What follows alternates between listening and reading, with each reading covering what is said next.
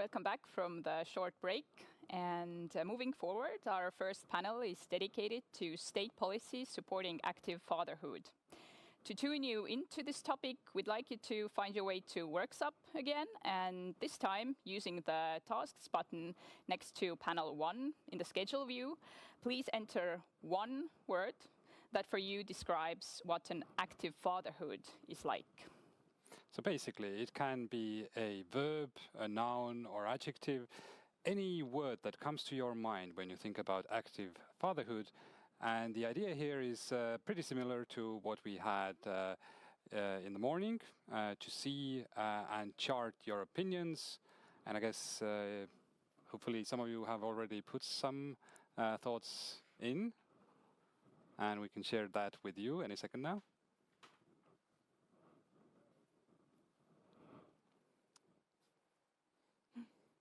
Zero words so far.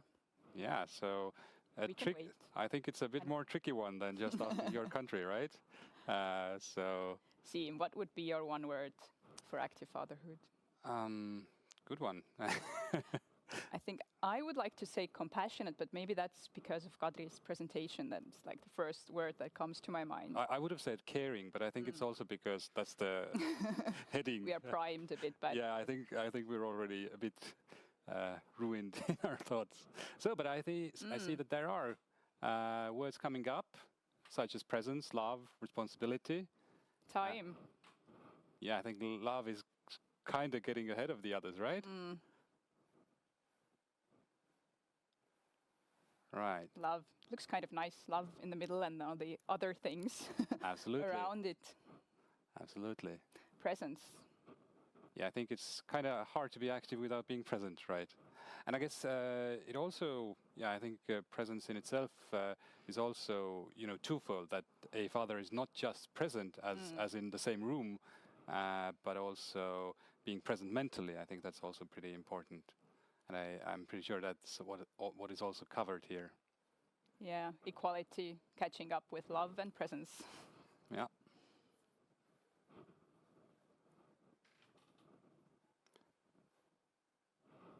Yeah, I think equality, love, caring, and presence are having a bit of a lead down there. Let's just look at this horse race for a couple of more moments. And actually, we had a bit of a thought with it as well. It's not just looking at what words you come up with, but actually, as you can all see, the words that are appearing on the board behind us, there's a lot of words there. So if you look at it's only, there's already 16 words there. And I guess that's for a reason. It is, active fatherhood is something that is multifaceted.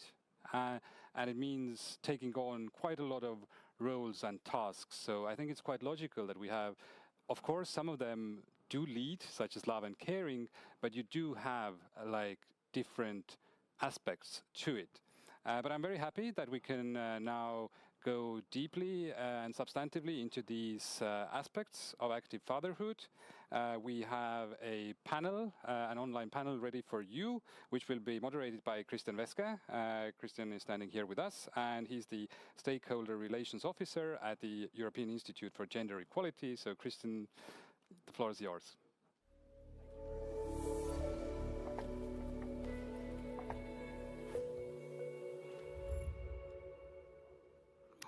Depending on your time zone, good morning, afternoon, or evening, everyone, and welcome to this first of today's panel discussions.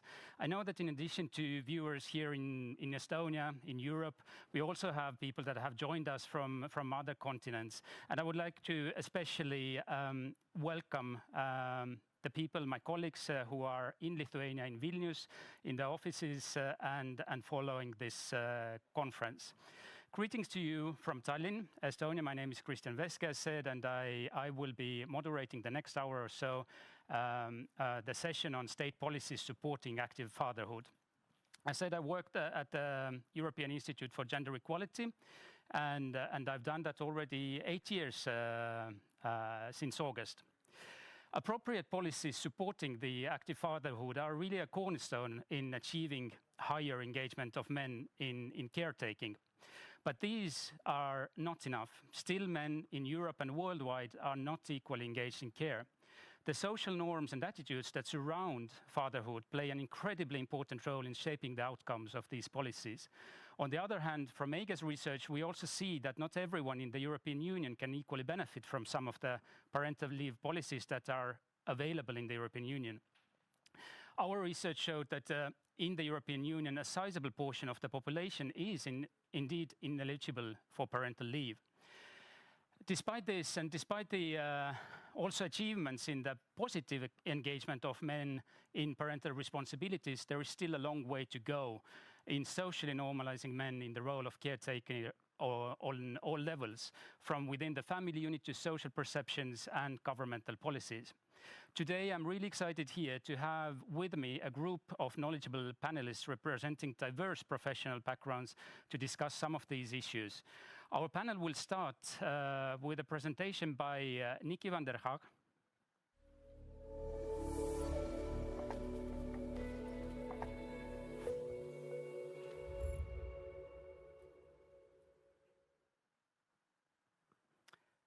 Nicky, do we have you there? Good morning, Nicky. Good morning. Good morning. So, good morning, good afternoon, good evening. Tere homikus. I'm delighted to be here. I wish I was with you in person, but as you see, I'm sitting in my office. I've been asked to talk about the challenges involved in shaping policies that help us to reach a world where men and women share unpaid care and domestic work equally, where boys and men are as able as women and girls to show that they care, and where care is valued as productive work. So how can we bring about policy change? In which areas is a policy change needed? And how does policy link to other key changes, such as social norm change?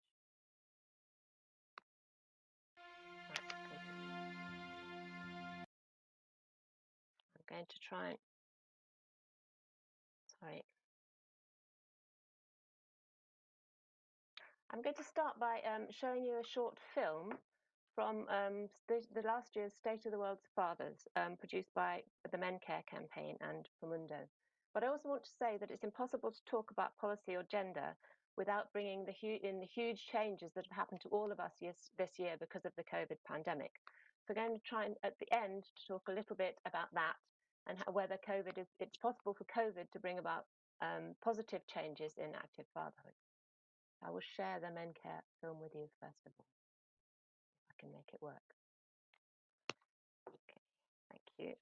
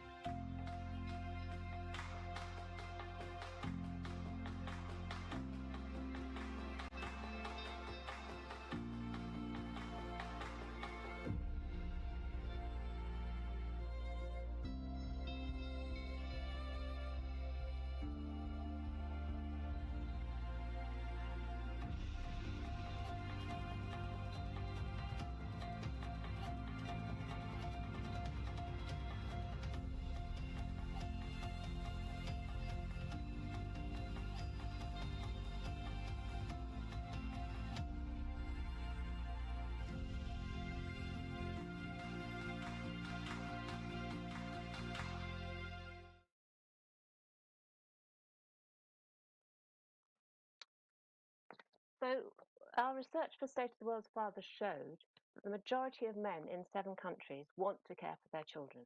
On average, across the 7 countries in our survey, 85% of men agreed that I will do whatever it takes in the early weeks and months of caring for my newly born or adopted child. Men want to do this, and the word I would have come up with in the Q&A at the beginning, I think, would have been joy. Joy in being a father, joy in having an active father, joy in having a partner who's active and active in fatherhood as well.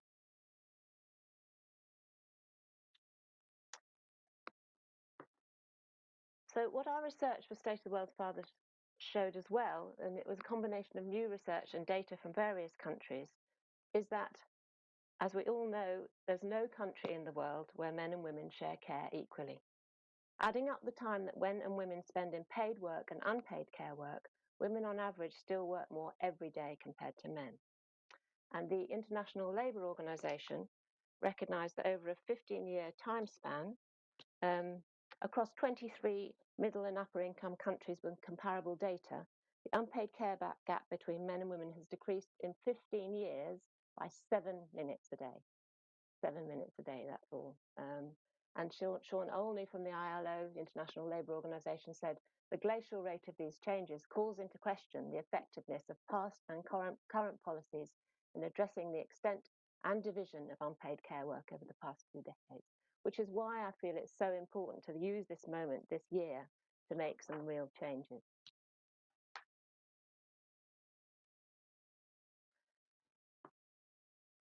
And I think one of the interesting things is that unpaid care and domestic work are so undervalued, and they're partly undervalued because they're mainly done by women. And if more men became involved in caring for their children and doing the work in the home, that would change. And yet, an Oxfam report earlier this year estimated that unpaid care and domestic work contributed 10.8 trillion a year, and that was a conservative estimate to the global economy, which is 3 times the size of the world's tech industry. So care is valuable, and care is valuable also in monetary terms.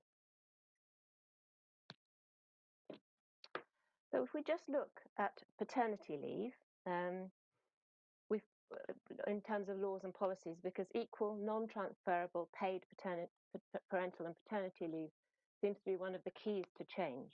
Our chart in our report marked the countries in deep green if they had such leave, in deep blue if they did not, and with a range of countries in between.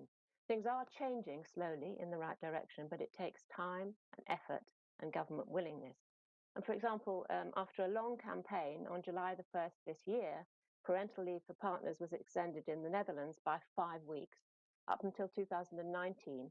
But partners and fathers only had 2 days of paid leave. That sometimes surprises people who think that the Netherlands is a very progressive country, but not in those terms. Sometimes these policies are enacted at national level. So obviously something like parental and paternity and maternity leave are national, but they can be supplemented by employers, so the picture is complex. But what is clear is that because of the gender pay gap and many other things, if leave is not fully paid and non-transferable, fathers simply do not take this up. And Christine's going to talk about this a bit later on, but in Europe, I think an average of only 30% of men took the parental or paternity leave they were entitled to. And men were more likely in a Eurobarometer survey to say that they would take family leave only if paid at least 75% of their salary. But we also acknowledged in the report that it takes more than legislation to change things. So we came up with what we called 5 keys to unlock the power of care: laws and policies, social and gender norms, physical and economic security, couples and relationships, and individual men. So the change is not just at this level of laws and policies and individual men, but many different things in between.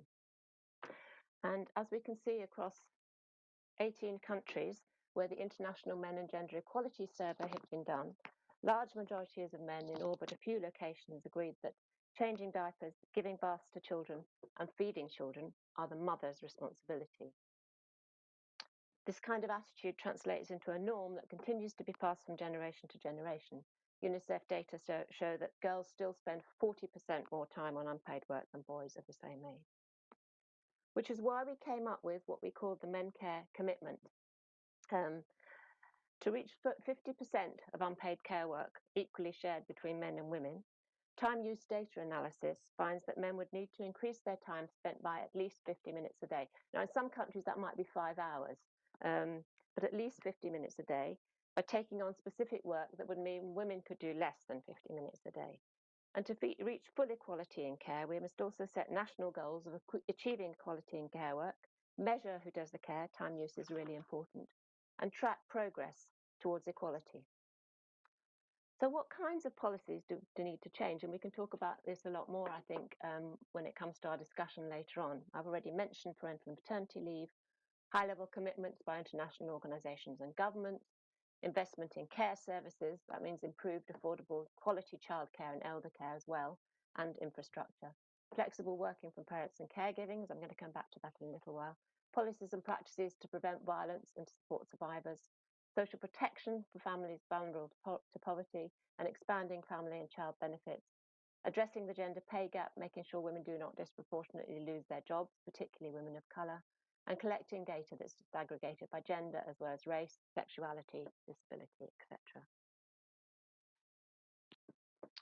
I'm just going to turn briefly to COVID and the negative effects on gender equality. I'm sure many of you have done research in this area and know a lot about it, but I'm just going to give a few pointers around, for example, decision making.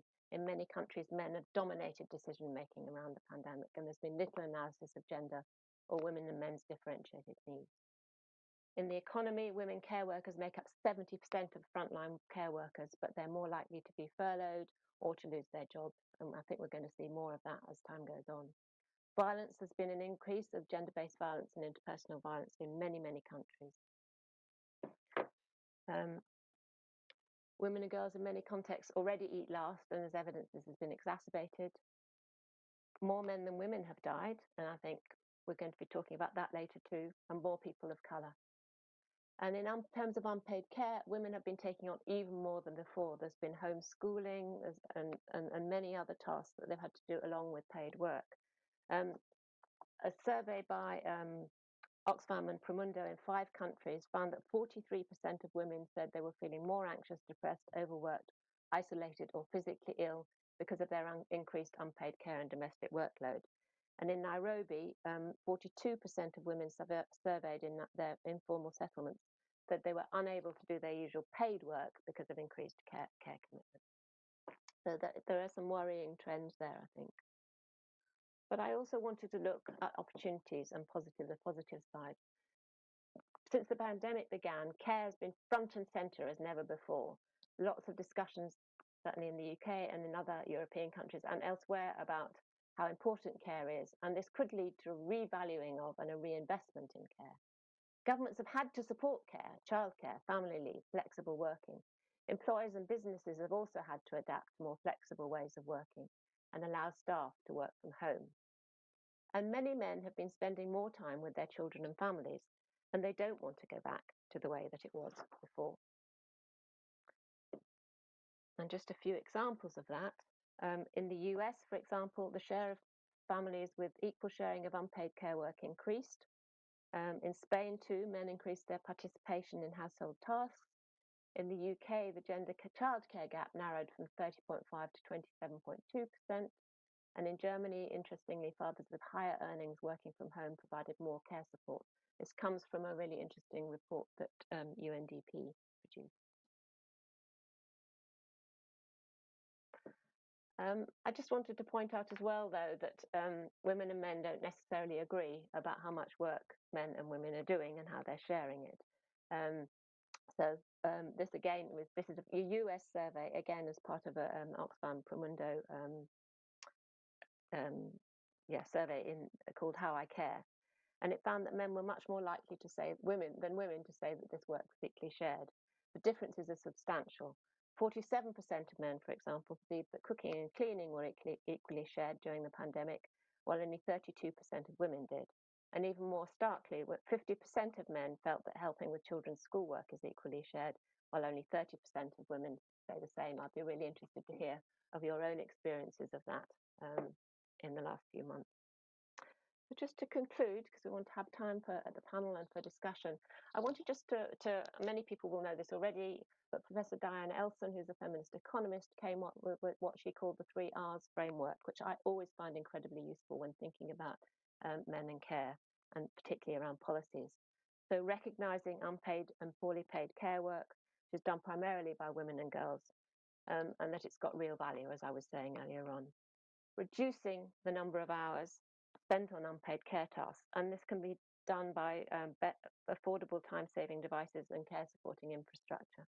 Redistributing unpaid care work, not just from women to men, but also to the state and the private sector. And then finally, another one was added to this, was about representation, which feels really important. So representing caregivers and ensuring they have a voice in the design of policies and services and the systems that affect their lives. Finally, I think the pandemic has thrown up many challenges, but it's also presented us with an opportunity for change.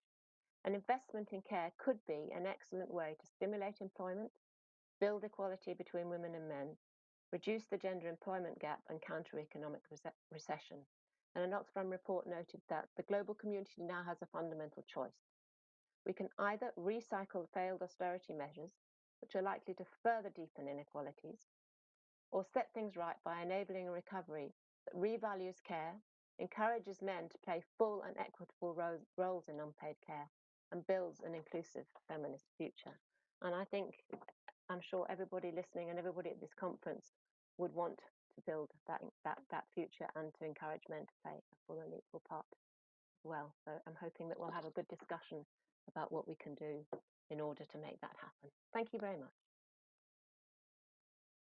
Over to you, Christian.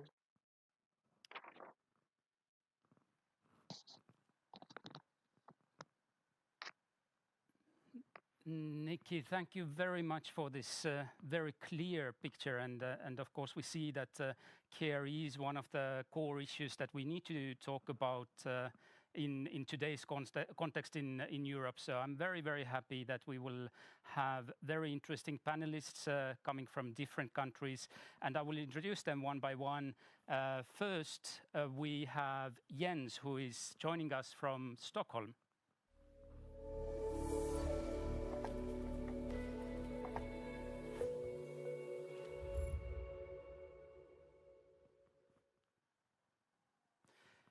Hello, Jens. How is Stockholm?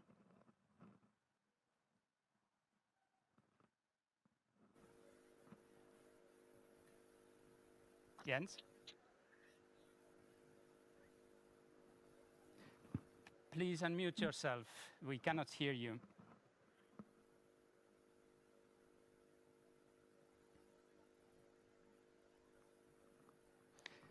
We will come back to Jens in a second, and we will take the next person in our panel, Christine. Christine will be joining us, I think, from Dublin, but I'm not entirely sure.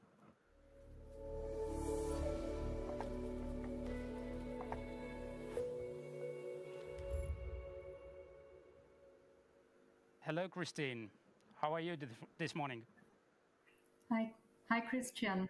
Yes, I'm very well. How are you? Thank you very much for inviting me to this very special first virtual conference that I'm attending. And yes, I'm here based in Dublin and looking forward to these discussions today. Thank you. And now, as a third person, we have Veronique, who will be joining us from Belgium, Brussels, I expect.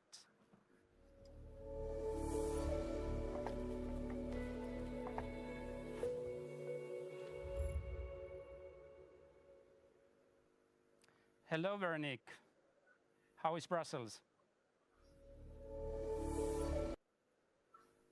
Not so sunny today, but I'm fine. Thank you for inviting me in this very interesting panel. So I'm very happy to be with you today. Thank you.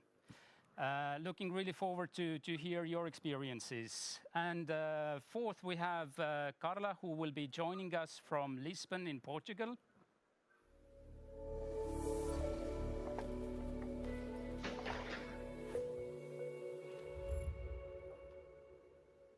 Hello, Carla. Do we have connection to Lisbon? Hello, Christian. Hello, good morning, how are you? Everyone. Good morning. Hello, good morning. Very nice to have you here in the panel. Thank you. I would like to thank the invitation to participate in this conference and to share with all of the participants the good results of the Portuguese laws. Thank you so much. And do we have Jens back online in Stockholm? Jens? Yes. I don't know if you can hear me now. We can. At least I can. Oh, that's great. Okay. What I was saying is that it's a very grayish weather here in Stockholm. I'm happy to be with you. Thank you. And going now back to Nicky's presentation, where she gave us really a sobering picture of how things are globally in relation to care, and especially in the situation of COVID. And she also proposed these keys to unlock the power of care. How do we get there? So this is a question to all of you panelists. How do we get there? Jens. No, I agree with so much what Nicky is saying. I mean, if we look from a Swedish context or another context, we can see that policy has been vital in transferring from a very unequal society and childcare to a more equal. It's been taken a very long time in Sweden. It took over. We had the parental leave system in 1974, and it wasn't until we got a policy where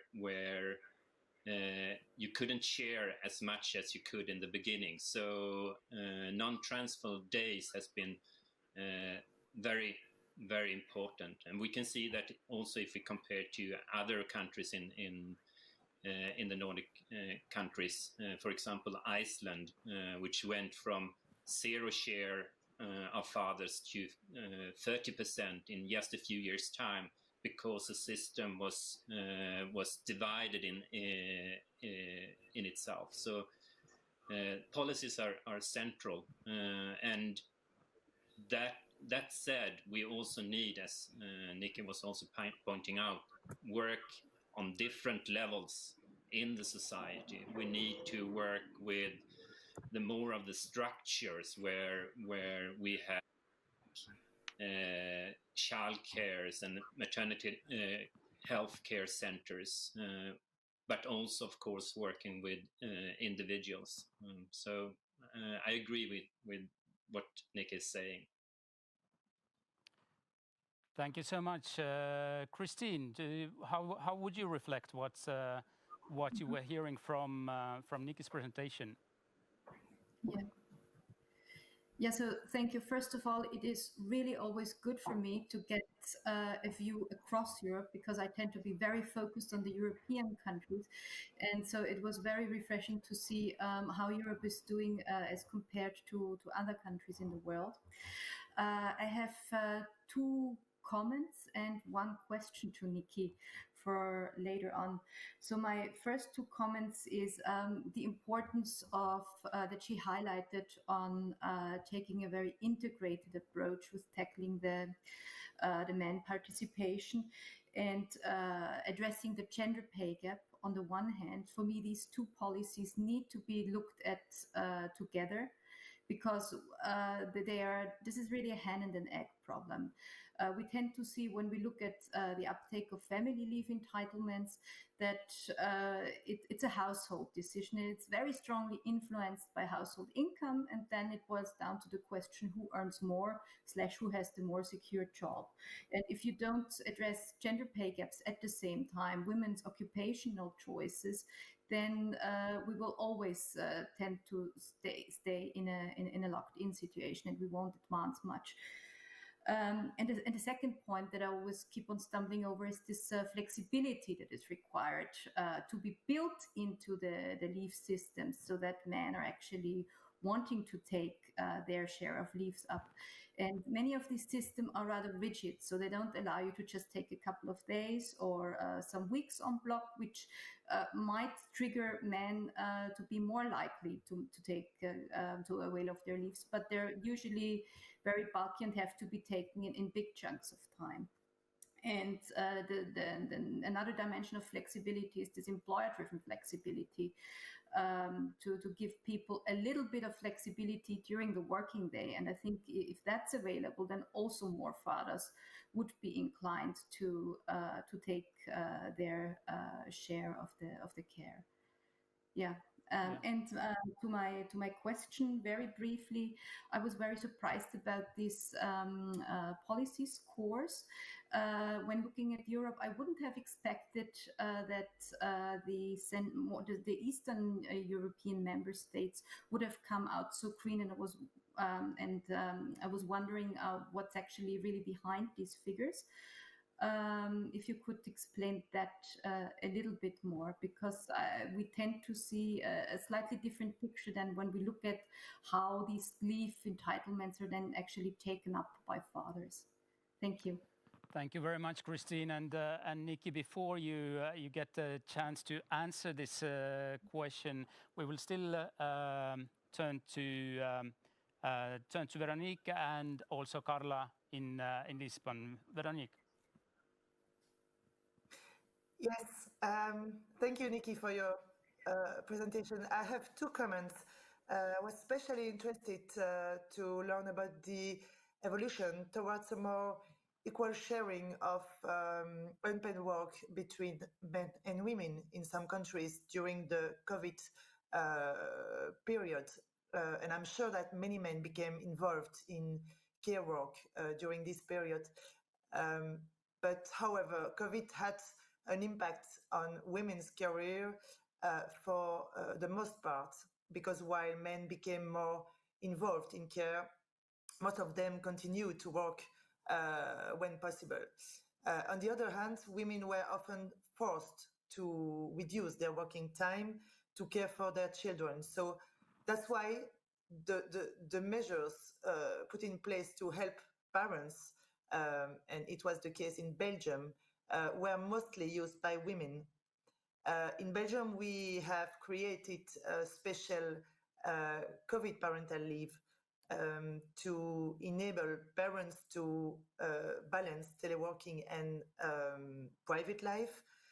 And according to the initial figures that I have seen, this leave was mostly taken up by women. It's therefore a measure whose intention is to help parents, and this intention is laudable, but this measure in fact reinforces gender inequalities.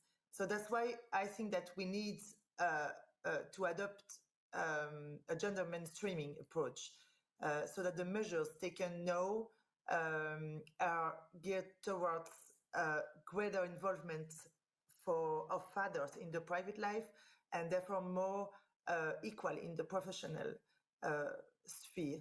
And I have another quick suggestion.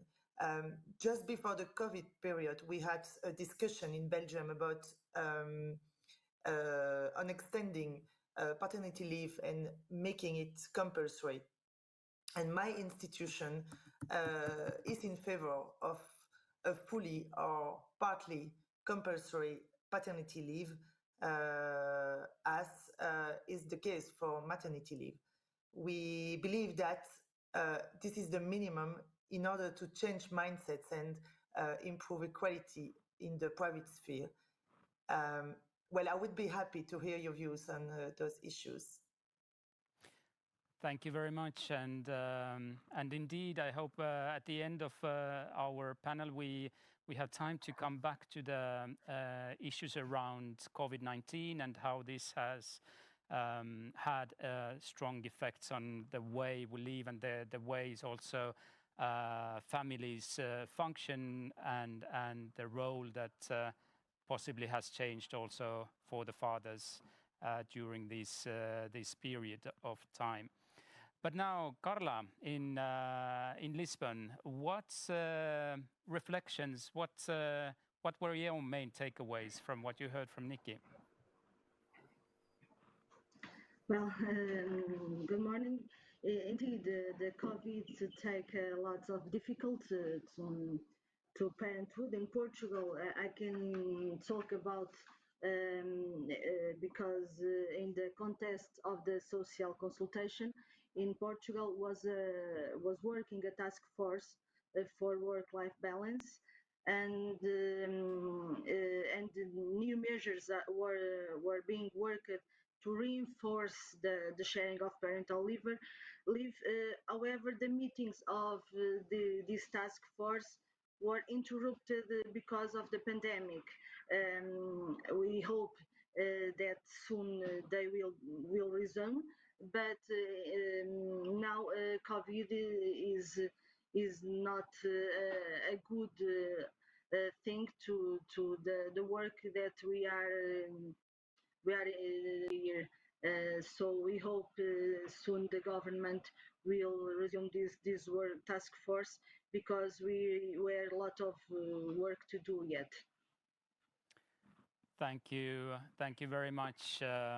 And now, before we get to the actual first question rounds and looking things more in depth, Nicky, there was a very direct question to you from Christine regarding the parental leave uptake and the policies that on the scale that you had, parental leave policies on the scale that you had identified. Maybe you could address that. Sure. I mean, they were based. I didn't actually do the number crunching, so Christine, I may need to get back to you on the detail. They're based on the ILO studies, as far as I'm aware, and obviously this was produced last year, so a number of things have changed since then, like the Netherlands, as I gave an example. So yeah, I can get back to you specifically on certain countries, but probably not the time to do it right now. Yeah. Yeah. Okay, thank you very much. And I would now go more in depth and see what is happening at the member states level in Europe. And Sweden, of course, has always been shown as a good example how parental leave policies should evolve and how things should be. Jens, you have been working with issues around equal parenthood in Sweden for quite some time. EIGE's research shows, as I mentioned also earlier on, that in Europe there are still high number of parents, both men and women, who are not eligible for parental leave. Sweden, on the other hand, has one of the most inclusive parental leave schemes in Europe. I would like to know, how do you reach out to these groups that at times are forgotten as parents, such as refugees or same-sex couples? How do you reach out to these groups? I would say that to start with, that the system itself is quite good in a way. For example, for same-sex, the system allows people that are living together to share parental leave. So it means that, for example, doesn't have to be the biological parent to share the parental system. And it also means that up to 4 people could share parental leave if they are living as couples. So for same-sex, I would say that the system itself is quite okay, and I think they're facing other problems that are maybe harder to face. For refugees, the system also allow people that are legal refugees, having residence permit, that could also use the system in the same way as citizens. So it means that if you coming to Sweden have a child that is younger than 1 year, you have the same amount of days to actually stay at home. And if the child is older, the days are reduced. So even there, the system is quite good, but we can see there a lot of different issues that are more problematic. For example, we can see that many refugees, of course, don't have a salary, so the amount that you receive in the parental at parental leave is much lower than if you would have a work. And we can also see in research that it has some negative impact on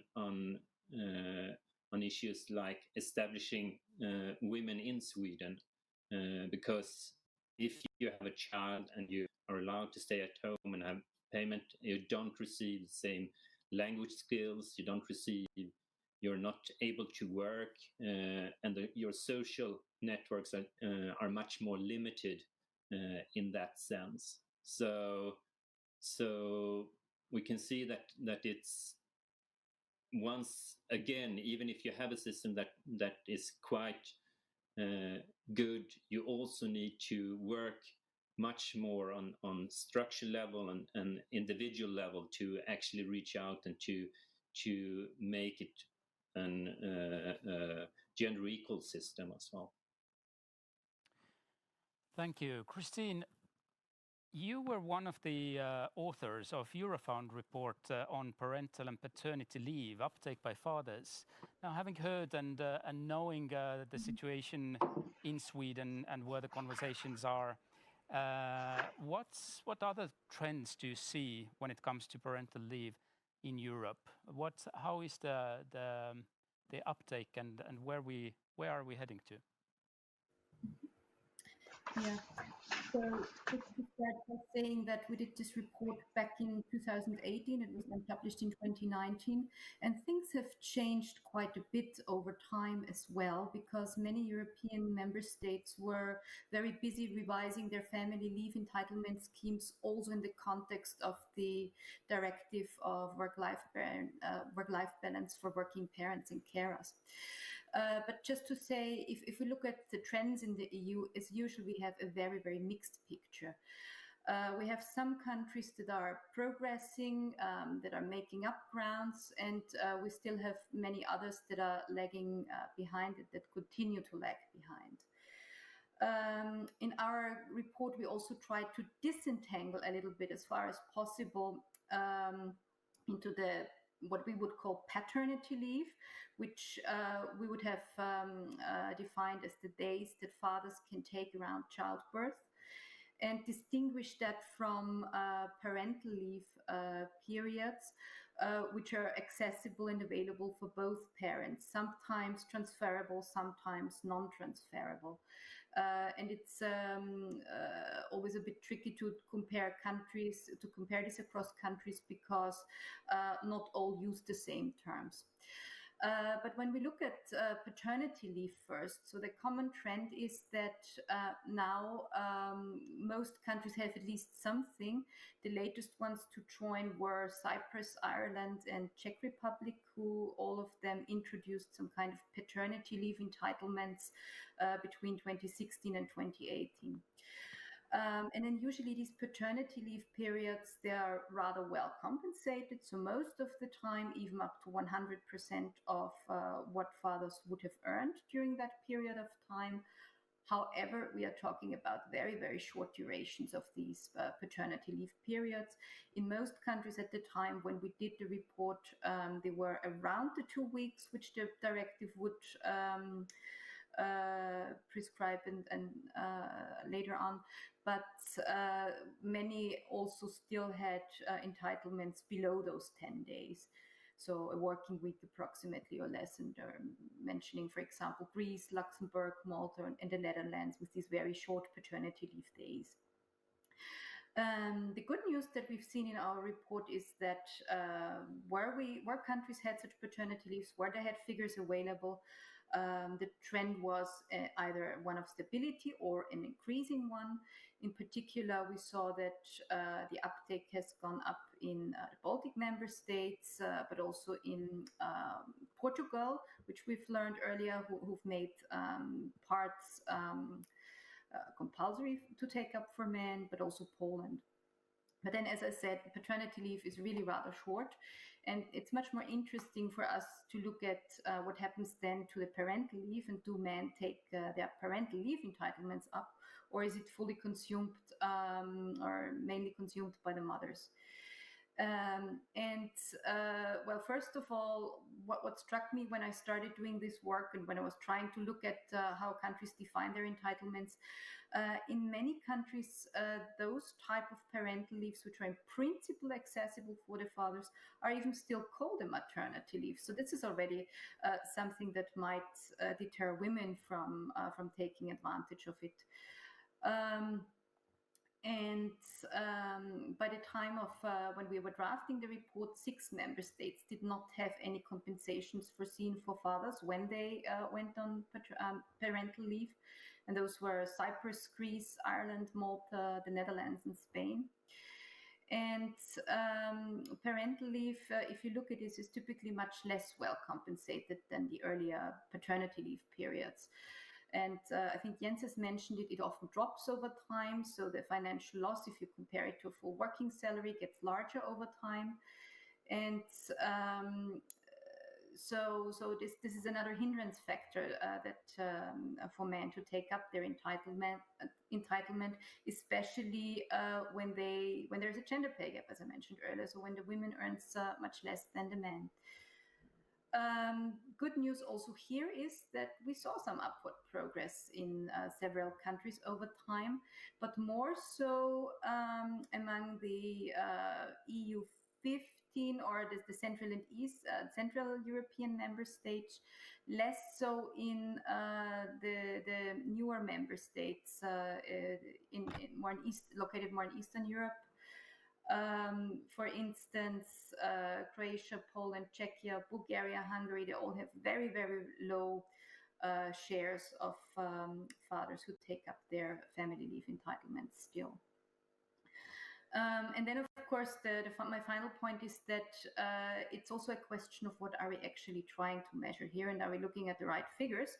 Because on the one hand, when we only look at the share of fathers who avail of their entitlements, then in some countries the statistics already say yes, the father has participated in taking the care leave if they just went on the leave for a day or a couple of days.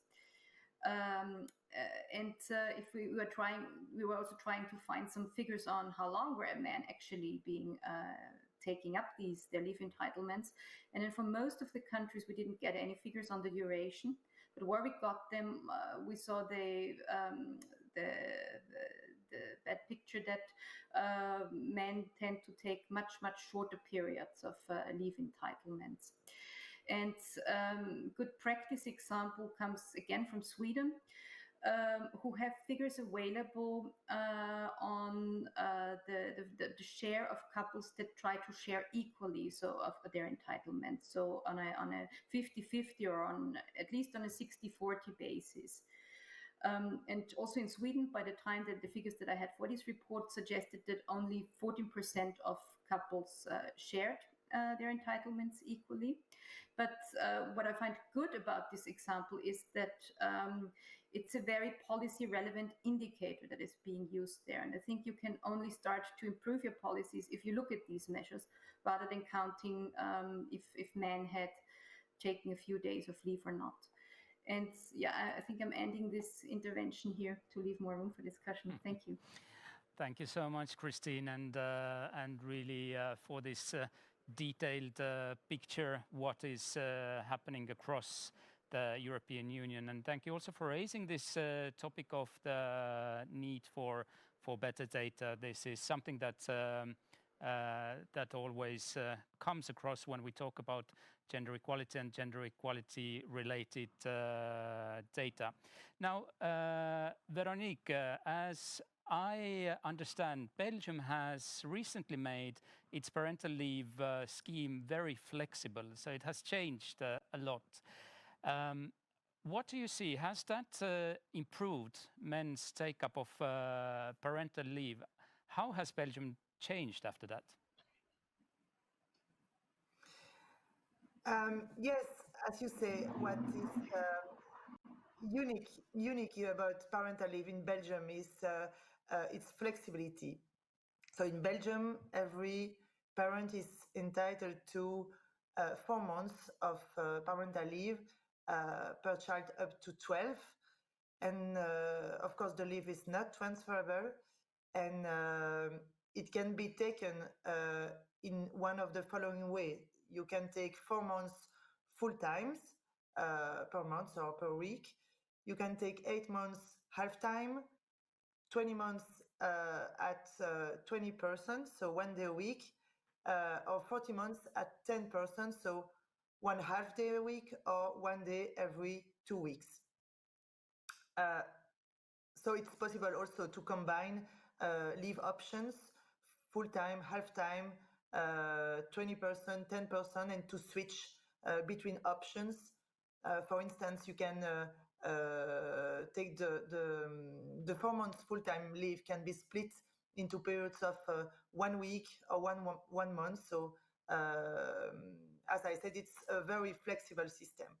And statistics show that the 1 day a week formula is the most successful among both fathers and mothers. But it's also the most egalitarian formula from a gender perspective. The split is 40% of men and 60% of women, compared with the part-time leave, with 17% of men and 83% of women. And the 10% is very recent, and we don't have a lot of statistics about the take-up.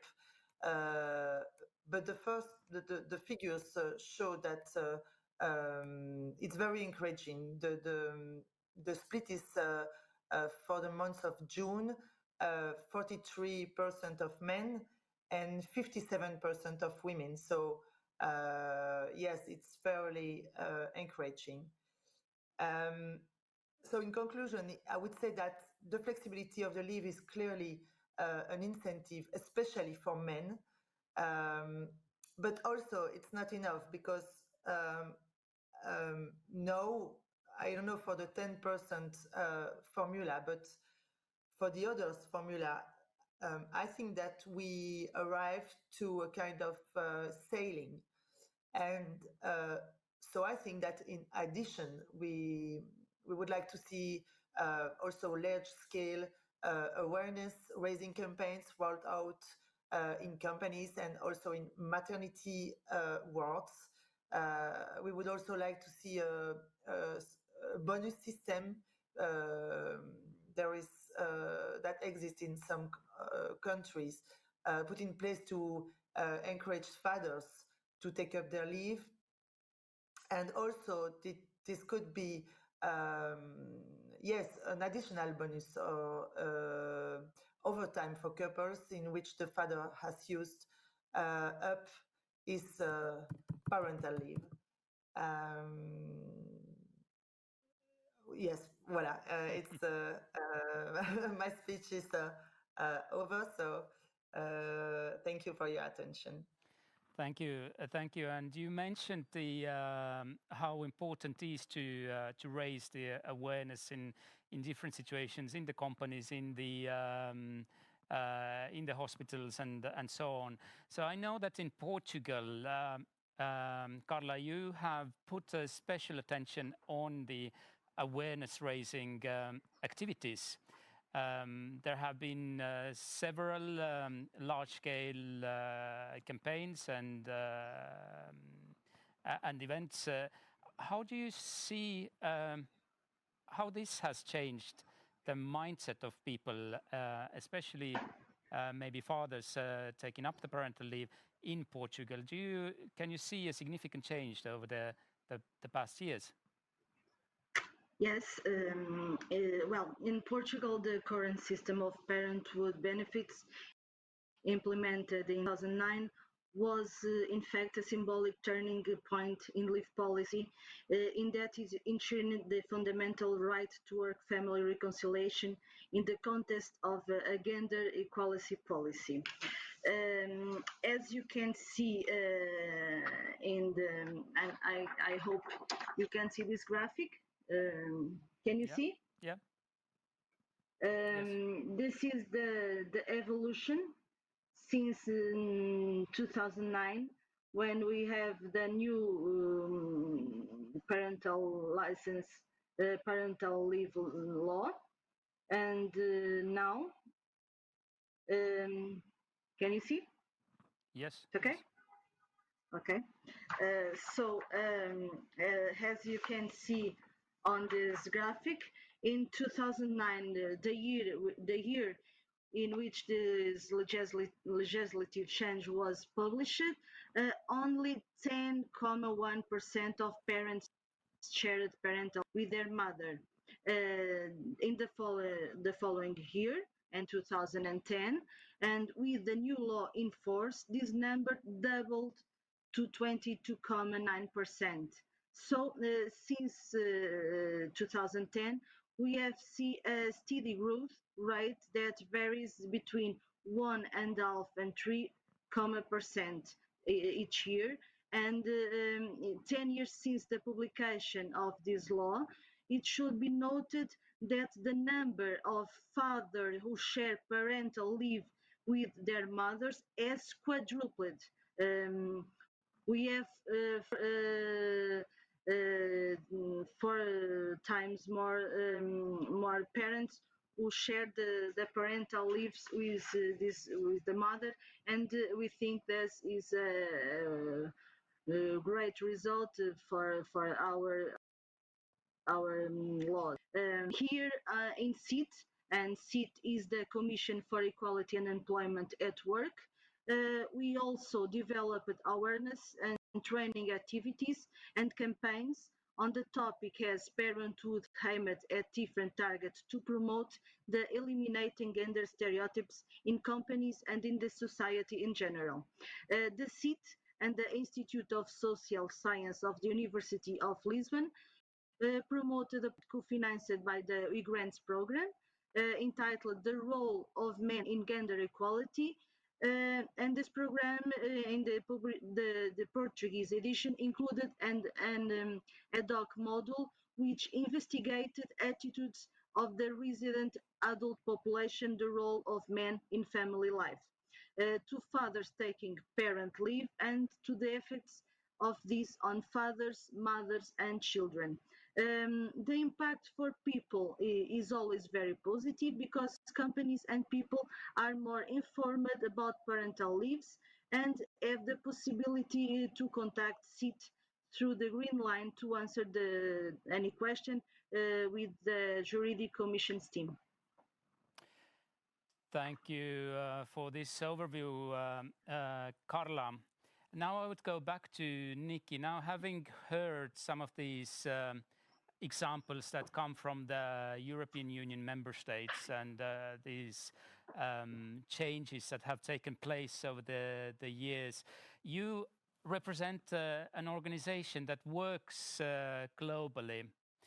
And I think in Europe, we tend to think that we have the best parental leave schemes in the world. And generally, being a parent is well supported. But I would like to ask you, where should Europe look for inspiration to move forward? What are some of the interesting policy practices or policies or even sort of individual level actions or organizational level actions globally that could take the discussions also in Europe forward? Where should we learn from? Thank you, Christian. I just want to say it's really so interesting to hear from my fellow panelists. I remember when I had my two children, my partner and I were lucky enough to each work 4 days a week. But it was so unusual that he got interviewed on the radio because he was a man taking 1 day a week to work to look. So things have changed in 25 years, and that's really positive. In terms of kind of looking more globally, I mean, I don't know if people know the Men Care campaign, but it works in 40 different countries around the world, promoting men and caring, and that's including programs, advocacy campaigns on policy, research, many other things. And it's really important to bear in mind when we talk about paternity leave, parental leave, maternity leave, that it only applies to those informal paid work. And many millions of parents in the global south in particular work in the informal economy. So that's something we still haven't cracked. We need to think about that. But to talk about inspiration, I think there are a number of different countries that and policies that are kind of worth looking at. But they're broader than specific policies around parental leave. So, for example, in South Africa, last couple of years, there have been huge media campaigns led by Sonke Gender Justice and others, which have meant that an employee who's a parent of a child is entitled to 10 consecutive days of parental leave. And this now includes adoptive parents as well. And that was a big campaign by civil society. In Rwanda, Promundo works with a program called Bandabero, where we get men and women talking together about the health of their families, the benefits of more gender equal norms. And we've done a number of evaluations which shows us great results in terms of men taking up domestic work and childcare, as well as reductions in violence. And currently MPs have been proposing a law to give men at least 4 to 8 weeks of paternity leave. So it just shows how clearly they're all linked. And then in Brazil, policies need to be not just at national level, but thinking of policies in other kinds of ways. So, for example, Brazil encourages hospitals to put into place policies that make men feel more welcome when their partners come for maternity checkups, because that's been seen as a real barrier, and giving men a checkup at the same time. So there are kind of policies that hospitals or health systems can put in place, as well as parental policies. We're also working in Europe now, and particularly in Portugal, actually, to adapt a program called Program M, which is about manhood. And it comes from Brazil, it comes from Latin America. So bringing a gender transformative model using a Paulo Freirean approach into Europe from Latin America. So it's moving it the other way.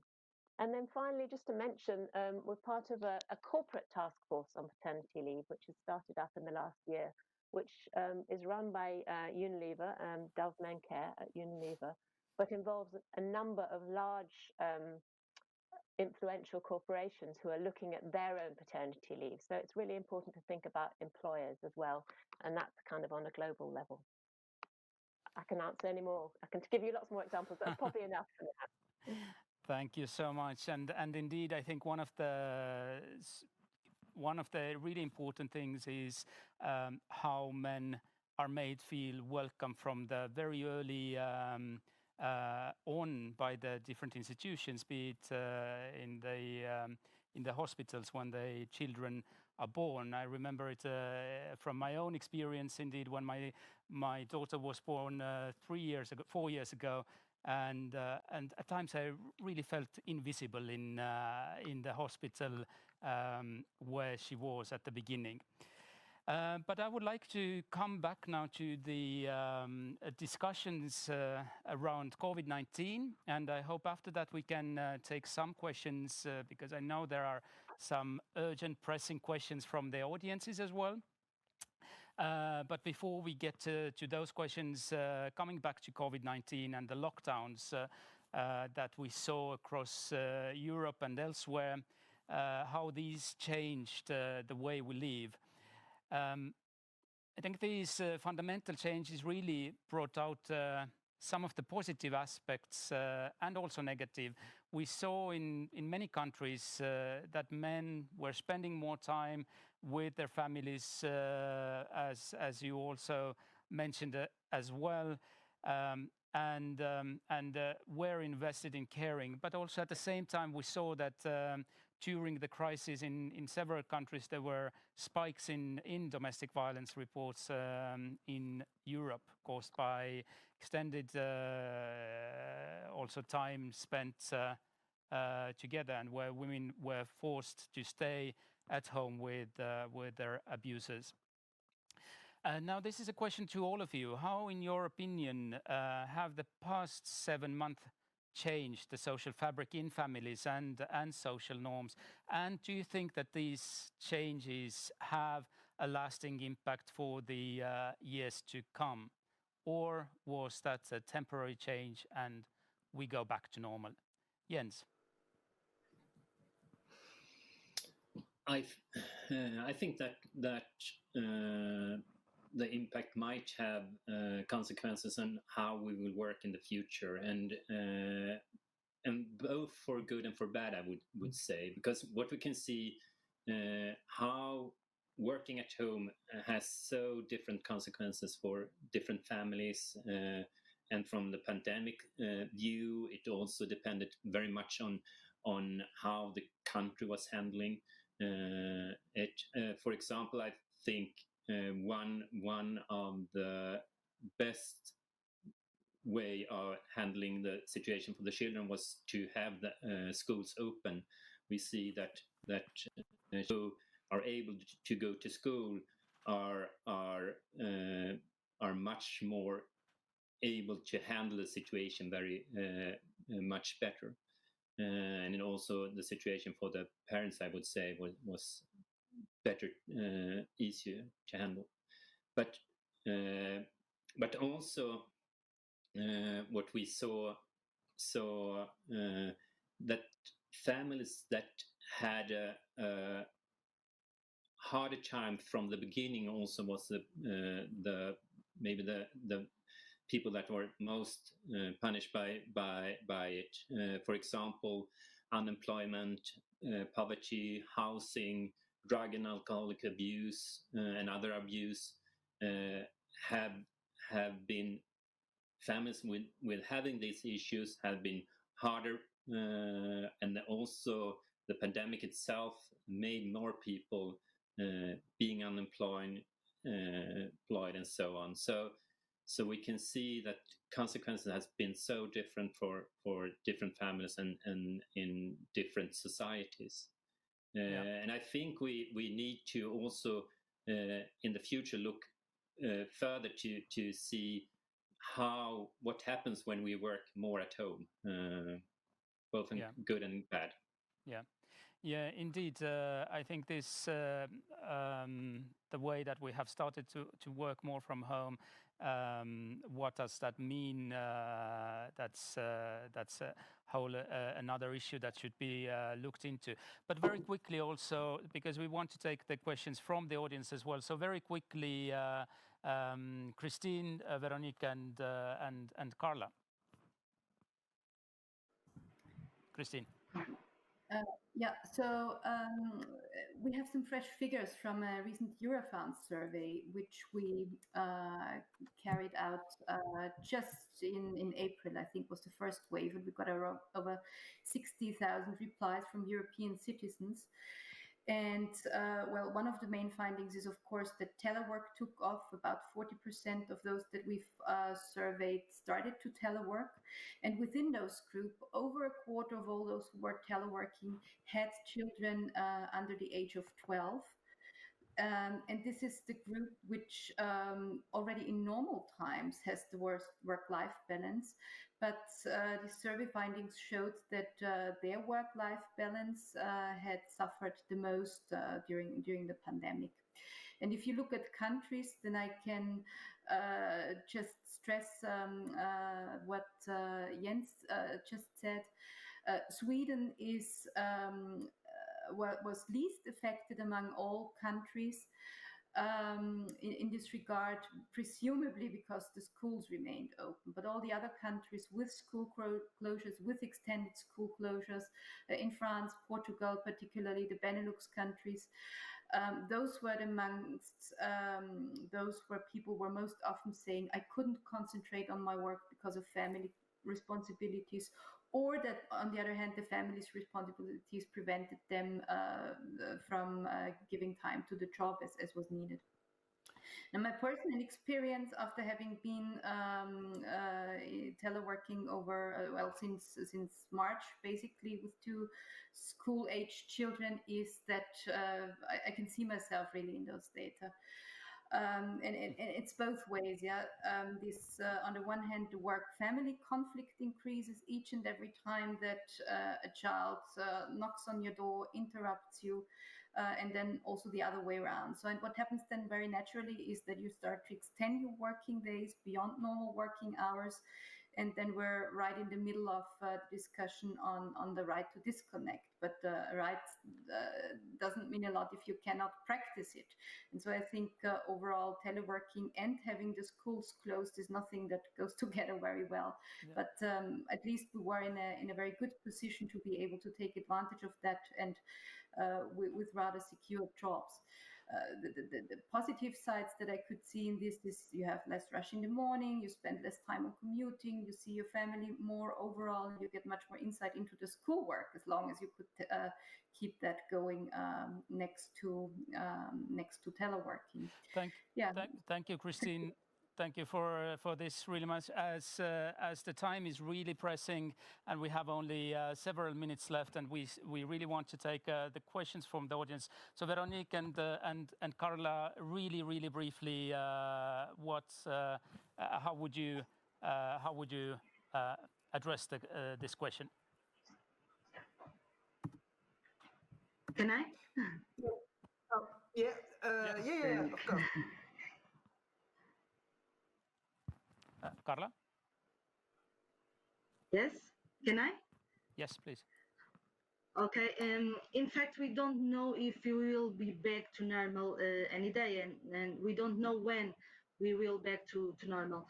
In Portugal, the school at home and the teleworking was very well accepted by the beginning, but now all the parents are very tired, and they are also very concerned by the beginning of school.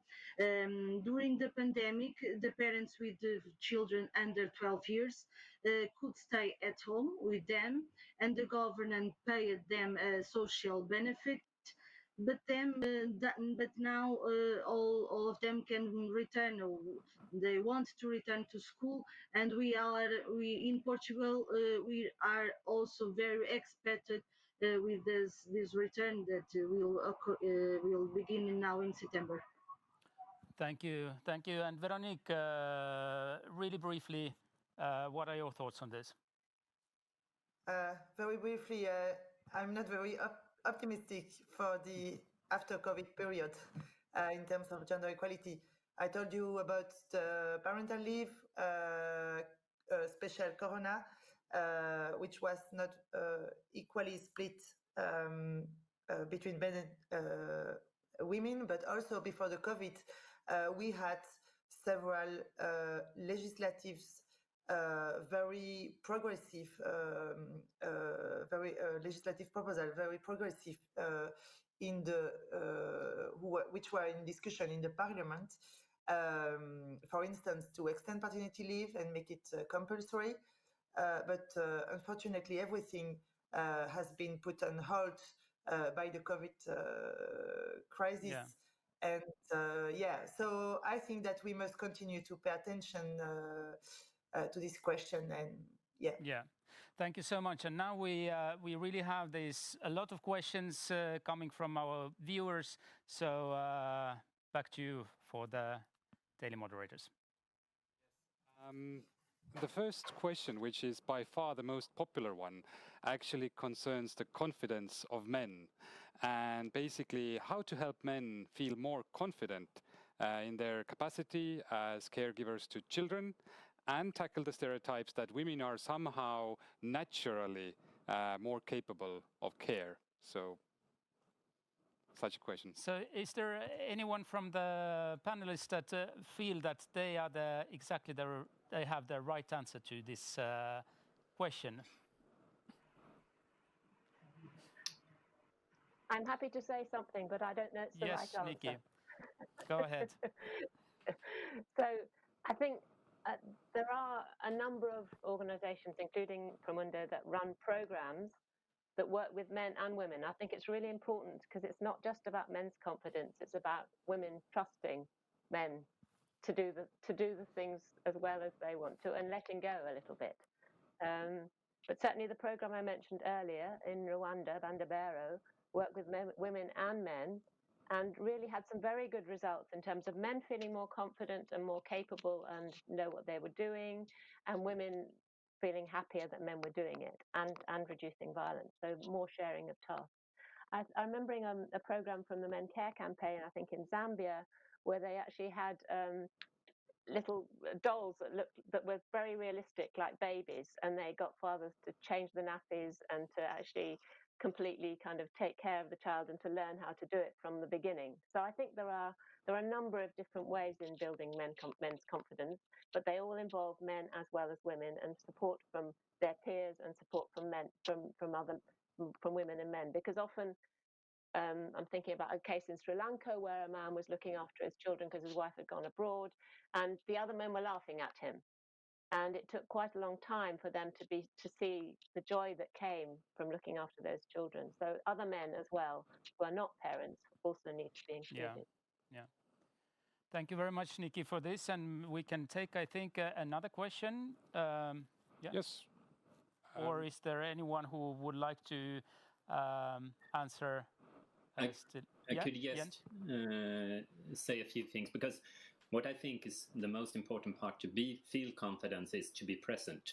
So that was one of the words also mentioned in the beginning, what people should think fathers should do. And I think to emphasize on that, to be present, to take time with your child, preferable also on your own, that is what could make the confidence go much higher, and to do that as early as possible. So I think we have a very big responsibility ourselves to do that. Christine, I saw that you wanted also to say something. Yeah. Yeah.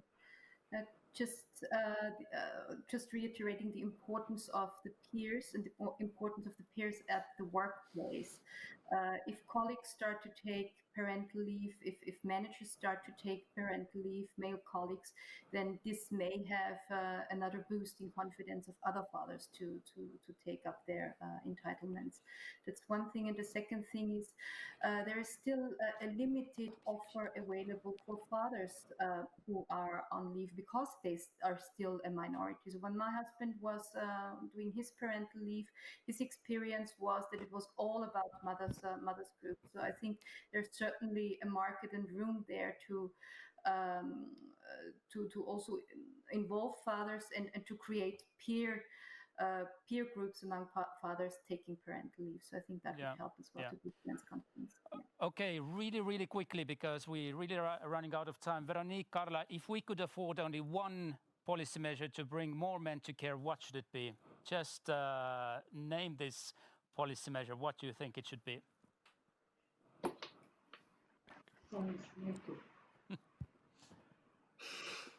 It's a difficult one.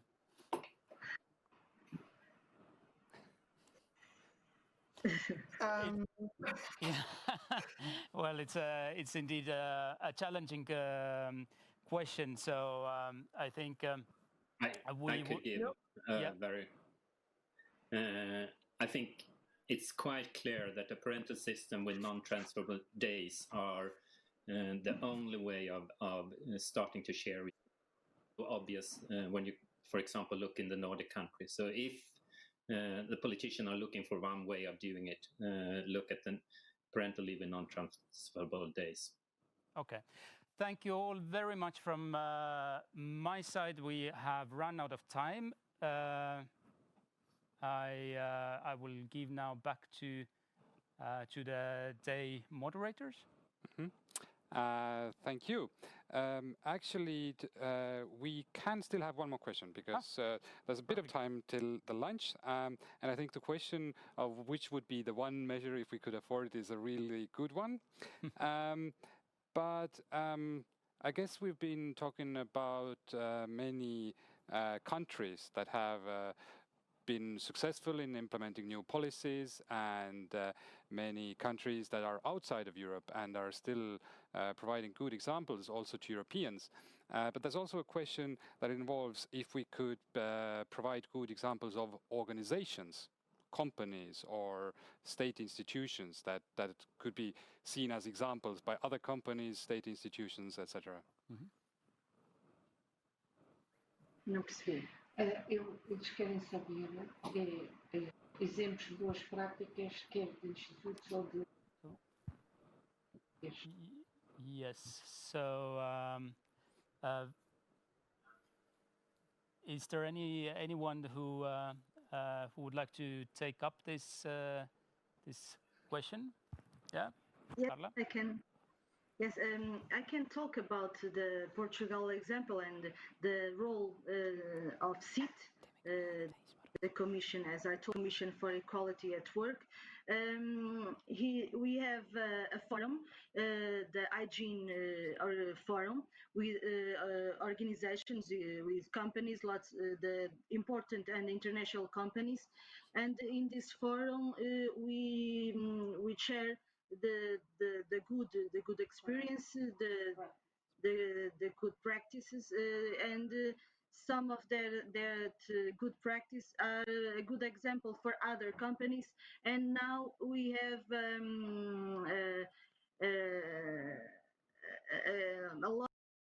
lots of companies, lots of people that are very interested, and the new ways, the new forms of balance the family life and work balance life, and to increase share the presence of parents in the childcare.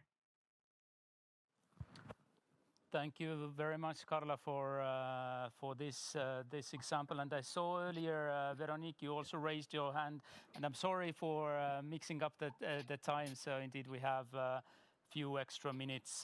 Veronique. Okay. If there is one measure that I think is really necessary, it's make the paternity leave compulsory. Because we have conducted a survey in Belgium a few years ago among young fathers, which showed that 10% of men have encountered issues or discrimination when taking up the paternity leave. So the first thing to protect men and encourage men to take their paternity leave is make it compulsory, I think. And in concerning the role of companies in Belgium, we have created a gender equality network, and in this network, companies meet and share their good practices. And it's true that we have a big success with parental leave, paternity leave, and those questions are really companies are really interested in.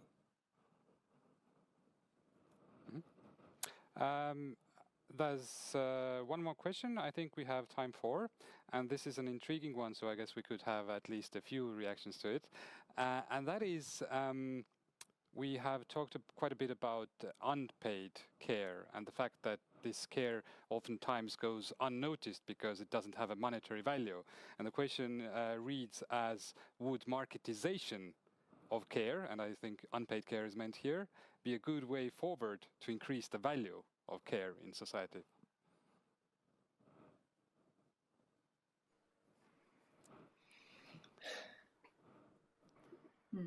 Maybe Nicky, you would like to, yeah. Yeah, I think that's a really good question, and it's a really difficult one. And feminist economists have been struggling with this for a long time. I think it was back in the 1970s in the UK, there was a wages for housework campaign.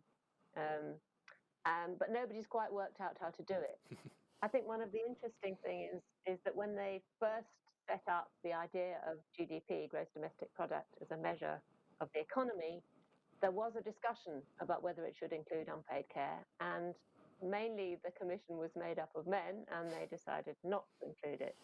But So there has been some work on thinking that through, but obviously it has pros and cons. I think there are other ways of valuing care that don't necessarily mean you put a number or money on it. And I think the fact that care should be valued is the most important thing, and we need to measure that value not just in monetary terms but in other terms as well.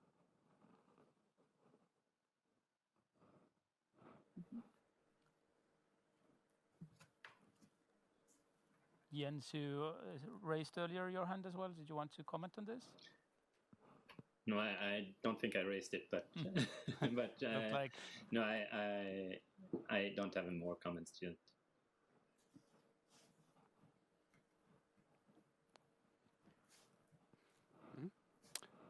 Okay then. I think we're a bit ahead of schedule, but because it's a long and hard day, I don't think it's